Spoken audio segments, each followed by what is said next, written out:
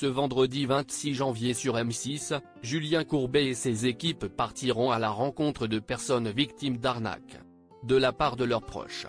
Parmi eux, Marie-Cécile, une femme qui a tout perdu à cause des excès et des fraudes fiscales de son ex-mari.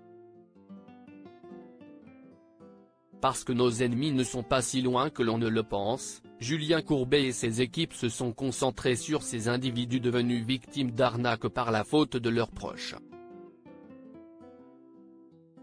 Qu'ils soient leurs amis ou un membre de leur famille, ils ont été la cible d'une arnaque bien ficelée qui leur a fait perdre une relation et de l'argent. Marie-Cécile est endettée par la faute de son mari condamné pour fraude fiscale. Télé Loisirs vous propose de découvrir en exclusivité un extrait de cette histoire qui sera diffusée ce vendredi 26 janvier sur M6 dans l'émission Arnaque. On ne vit plus, une femme désemparée parce que l'administration fiscale lui réclame 1,7 million d'euros. 1,7 million d'euros, c'est une coquette somme. C'est Marie-Cécile qui doit la verser à l'administration fiscale. Sa vie a complètement changé du tout au tout depuis que son mari a été accusé de fraude fiscale, la maison est hypothéquée, les voitures sont gagées alors que je n'ai rien fait, je suis reconnue comme étant innocente, explique-t-elle. Aujourd'hui, la mère de famille est dépassée par la situation, votre mari vous plante un couteau dans le dos, et la société, l'administration fiscale vous achève. On ne vit plus. On se passe de beaucoup de choses.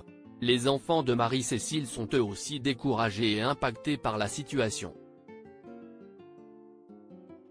Aucun d'entre eux, y compris Marie-Cécile, n'était au courant des dérives du père de famille. Elle n'a rien à voir là-dedans, l'ex-mari de la victime présumée donne sa version des faits dans Arnaque. Après avoir fait 2 ans de prison, l'homme a repris un emploi comme salarié dans une entreprise. Les équipes de Julien Courbet ont contacté l'ancien époux de la victime pour connaître sa version des faits. Mon erreur a été de prendre l'argent dans les caisses de mon entreprise individuelle, justifie-t-il avant d'expliquer pourquoi il n'a prévenu personne de ses actes. Mon idée c'était de ne pas mélanger ma vie professionnelle avec ma vie privée. Même s'il assure que Marie-Cécile n'a rien à voir là-dedans, c'est elle qui paye les pots cassés.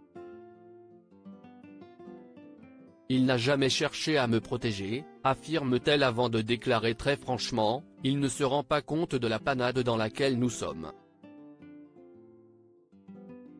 Marie-Cécile se bat quotidiennement pour se désolidariser des dettes de son ex-mari.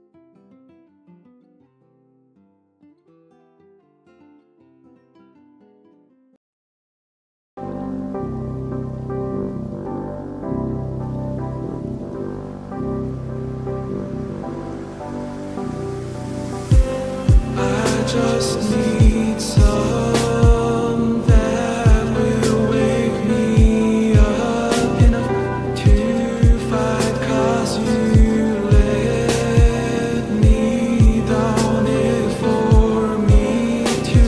Now let me count the minutes. I just need some new, make me come up.